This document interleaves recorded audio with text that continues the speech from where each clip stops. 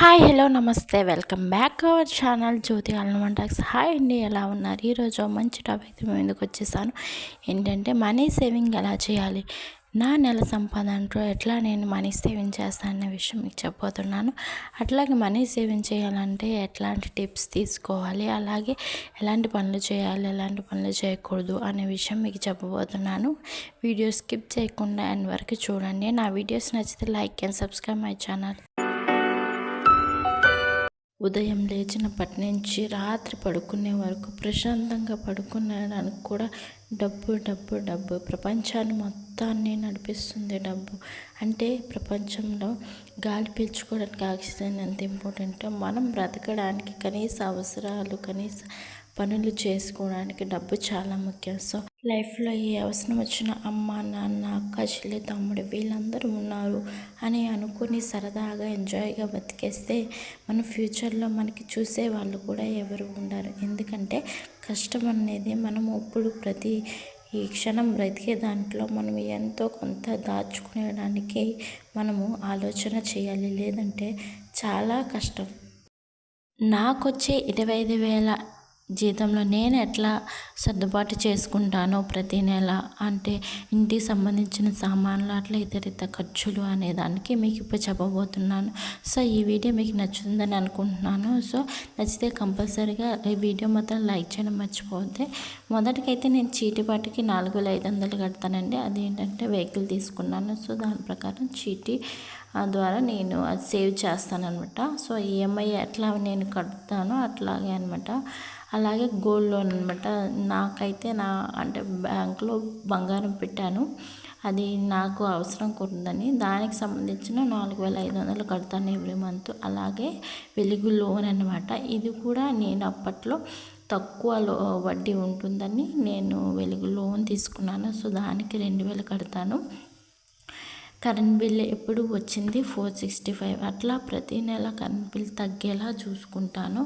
So అలా చూసుకొని ఉండడం వల్ల మనకి అంటే ప్రతి ఒక్క రూపాయి సేవ్ ఆదాగా చేస్తే మనకు మంచిది.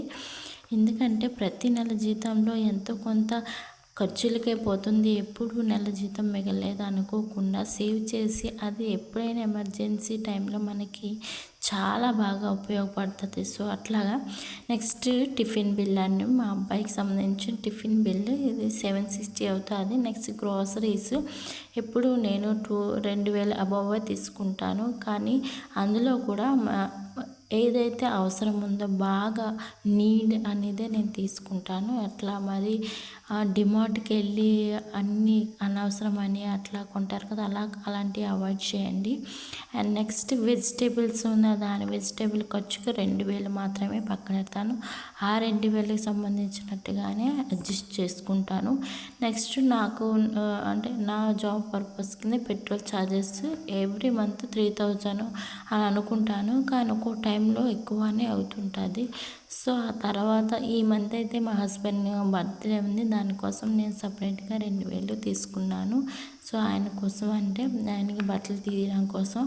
అలాగే money saving every month money saving 2,000లో చూసుకుంటానండి. ఇంకా ఎమర్జెన్సీ హెల్త్కి సంబంధించింది బాబుగాడికి కానీ అట్లాగే నాకు కానీ ఇంకా మా ఫ్యామిలీ ఎవరికైనా అంటే దానికి 2,000 వెచ్చిస్తాను. మొత్తంగా అయితే 24,825 రూపీస్. అంటే చూసారా, జీతానికి తగ్గట్టుగానే ఖర్చులు ఉన్నాయి.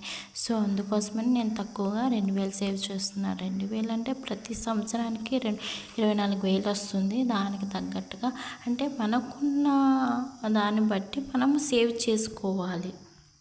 మనీ సేవ్ చేయాలంటే కొన్నిటికి దూరంగా ఉండాలి. ఫస్ట్ ఏటీఎం వాడకూడదండి. నేనైతే ఏటీఎంని అయితే అవాయిడ్ చేస్తాను. అట్లాగే మీకు కూడా సజెస్ట్ చేస్తున్నాను. తర్వాత ఫోన్పే, గూగుల్ పేలు ఎక్కువ వాడకండి. అసలు అనవసరమైనవి ఎందుకు ఖర్చులు. తర్వాత నేను ఆన్లైన్ షాపింగ్ కానీ మిగతా వీటి అన్నిటికీ దూరంగా ఉంటాను. మీరు కూడా ట్రై చేయండి. ఇంట్లో ఎన్నో ఖర్చులు ఉంటాయి, వాటికంటే ఇది ముఖ్యం కాదు. అండ్ తర్వాత ఈ నెట్ఫ్లిక్స్లు అలాంటివి దూరంగా ఉండాలి. తర్వాత ఈఎంఐ సంబంధించిన ఏమున్నా కూడా అట్లాంటివి సజెస్ట్ చేయకండి. క్రెడిట్ కార్డ్స్ ఇవన్నీ అనవసరమైన దుబారా ఖర్చులకు వాడతారు. సో ఈ విలాసాలు అండ్ ఫ్రెండ్స్తో పార్టీలు ఇవన్నిటికీ అనవసరమైన ఖర్చు. దీనికి సంబంధించి మనకి ఫ్యామిలీకి ఉపయోగపడేట్లాగా ఎప్పుడైనా ఆలోచించాలి.